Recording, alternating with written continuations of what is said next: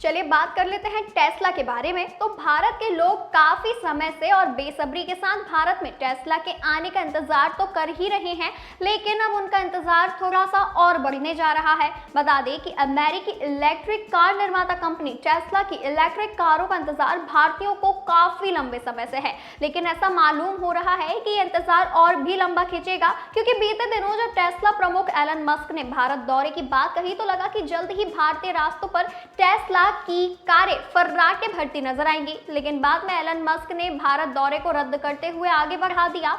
अब टेस्ला के India entry plan को एक और ग्रहण लग चुका है। आपको बताते चलते हैं कि दरअसल कंपनी ने कुछ दिनों पहले भारत में अपनी फैक्ट्री लगाने की दिलचस्पी दिखाई थी। अब मीडिया रिपोर्ट्स के अनुसार इसके लिए कंपनी के अधिकारियों का एक दल जमीन तलाशने भारत भी आने वाला था, लेकिन फैक्ट्री लगाने की इस योजना में और भी देरी हो सकती है, क्योंकि टेस्ला ने फिलहाल अपने मौजूदा फैक्ट्रियों से ही किफायती कारों का प्रोडक्शन करने का फैसला जो किया है। वहीं टेस्ला किसी नए फैक्ट्री में निवेश करने के बजाय इस साल अपने प्रोडक्शन को 50% तक बढ़ाकर 3 मिलियन तक पहुंचाना चाहता है।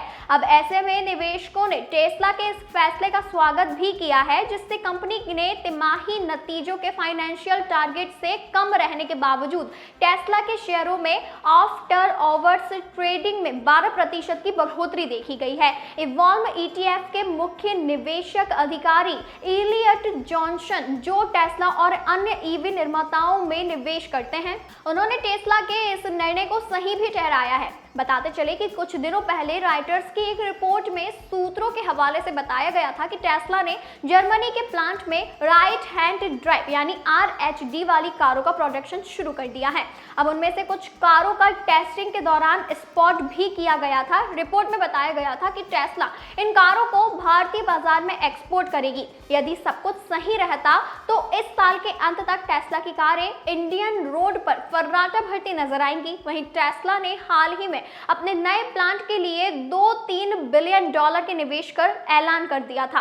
वहीं हाल ही में भारत सरकार ने एक नई पॉलिसी भी तैयार की थी, जिसके तहत भारत ने कम से कम 500 मिलियन डॉलर का निवेश करने और लोकल मैन्युफैक्चरिंग करने वाली कंपनियों को इंपोर्ट ड्यूटी में रियायत दी जाएगी। भारत सरकार के इस नीतिगत बदलाव के बाद कहा जा रहा था कि टेस्ला मैन्युफैक्चरिंग प्लांट से पहले अपनी कारों को भारत में इंपोर्ट करेगा। तो चलिए ये भी बता देते हैं कि आखिर नई फैक्ट्री में निवेश से क्यों बच रहा है टेस्ला। बता दें कि हाल ही में टेस्ला ने वित्त वर्ष 2024-25 की पहली तिमाही के नतीजों का ऐलान किया था। जनवरी-मार्च तिमाही में कंपनी का नेट प्रॉफिट 55% तक घटा है। कंपनी का 31 मार्च 2024 को समाप्त पहली तिमाही में नेट प्रॉफिट 1.13 अरब डॉलर रहा है, जो एक साल पहले की समान तिमाही में 2.51 अरब डॉलर रहा था। यानी कि कंपनी के नेट प्रॉफिट में पूरे 55% की गिरावट आई है। दूसरी ओर टेस्ला की कारों की बिक्री में भी गिरावट देखी गई है। बताते चले कि चीनी कार निर्माता कंपनी बिल्ड योर ड्रीम ने कार सेल्स के मामले में हाल ही में टेस्ला को पीछे छोड़ दिया था।